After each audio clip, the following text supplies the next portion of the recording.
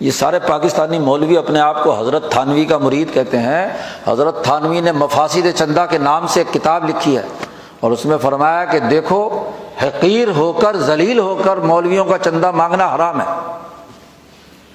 جبر فی التبرع ناجائز ہے۔ حضرت تھانوی کو کسی نے پیسے بھیجے اور منی آرڈر پہ لکھ دیا کہ جی پچھلی دفعہ پیسے بھیجے تھے تو رسید نہیں آئی تھی، اس دفعہ رسید نہ آئی تو میں آئندہ پیسے نہیں بھیجوں گا، تو 1,00,000 روپیہ تھا۔ حضرت تھانوی نے کہا کہ تو اگلے سال بند کرے گا، میں ابھی بند کرتا ہوں، یہ 1,00,000 واپس تیرا نہیں لیتا میں۔ اگر مجھ پر یہ اعتماد نہیں ہے کہ میں صحیح جگہ خرچ کر رہا ہوں یا غلط جگہ پر، تو میں تیرا چندہ نہیں لیتا، لے جا۔ آج مولوی کو کیا 1,000-2,000 بھی دے دے تو واپس دینے کے لیے تیار نہیں ہے۔ یہ بڑی بدبختی، دین کا نام کام کرنا ہے تو عزت سے کرو۔ حضرت گنگوہی رحمۃ اللہ علیہ نے خط لکھا حضرت شیخ الہند کو دیوبند میں کہ جتنے وسائل ہوں اتنا کرنا، ضروری نہیں بھیک مانگنا، جی عزت سے اگر کام کر سکتے ہو دین کا تو کرو، ورنہ کیا ہے چھوڑ دو، کوئی ضرورت نہیں ہے۔ یہ دین کو بھکاری بنا دیا تو اس سے تہذیب نفس ہوگی۔ تو سخاوت نفس کے بجائے جس نے اشراف نفس سے ایڑیاں اٹھا اٹھا کر دوسروں کی جیبوں پر نظر رکھی تو وہ تو کیا ہے لم یبارک لہو فیہا، نبی اکرم صلی اللہ علیہ وسلم نے فرمایا اس میں کوئی برکت نہیں ہوگی۔ اور ایسا مال جو بخل نفس سے لیا گیا ہو، ہاں جی وہ اشراف نفس سے لیا گیا ہو، اس میں برکت کہاں ہوتی ہے؟ وہ لاکھوں کروڑوں بھی آ جائیں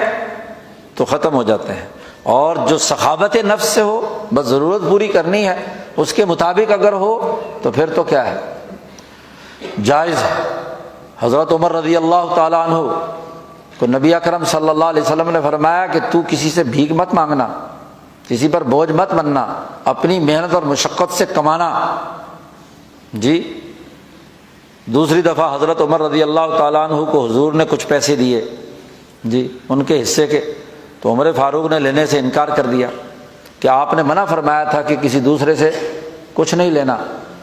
تو حضور صلی اللہ علیہ وسلم نے وضاحت فرمائی کہ دیکھو اگر تمہیں اشراف نفس کے بغیر کسی نے کوئی ہدیہ دیا ہے تو اس کو تو لے لو، کیونکہ تم نے تمہارے نفس میں تو کوئی مطالبہ نہیں تھا نا، تو اسے لے لو۔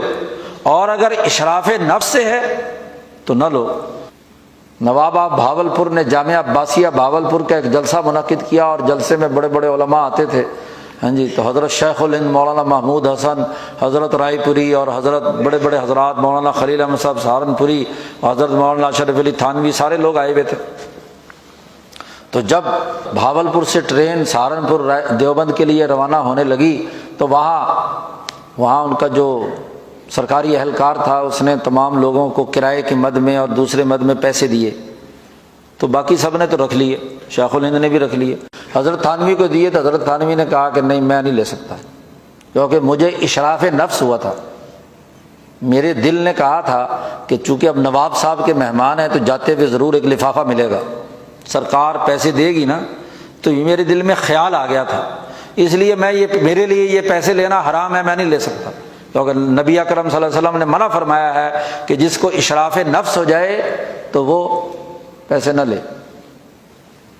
واپس کر دیے۔ تو مولانا رحیم بخش صاحب جو وہاں کے دراصل وزیر اعظم تھے، حضرت حاجی امداد اللہ صاحب مہاجر مکی کے مرید تھے، پھر حضرت شاہ عبد الرحیم رائے پوری، حضرت شیخ الہند سے ان کا تعلق رہا، وہ وزیر اعظم تھے ریاست بھاولپور کے، تو وہ بھی عالم تھے، مولوی تھے، انہوں نے طریقہ سوچا کہ حضرت تھانوی کو پیسے تو دینے لیکن دینے کیسے ہیں؟ اب انہوں نے تو ناجائز قرار دے کر کیا ہے واپس کر دیے پیسے، باقی حضرات نے رکھ لیے، حضرت شیخ الہند نے اور باقی حضرات نے، ان کو کوئی اشراف نفس نہیں ہوا، جی ان کو پرواہ نہیں تھی، جی تو ان کو پیسے انہوں نے رکھ لیے۔ اب انہوں نے جناب والا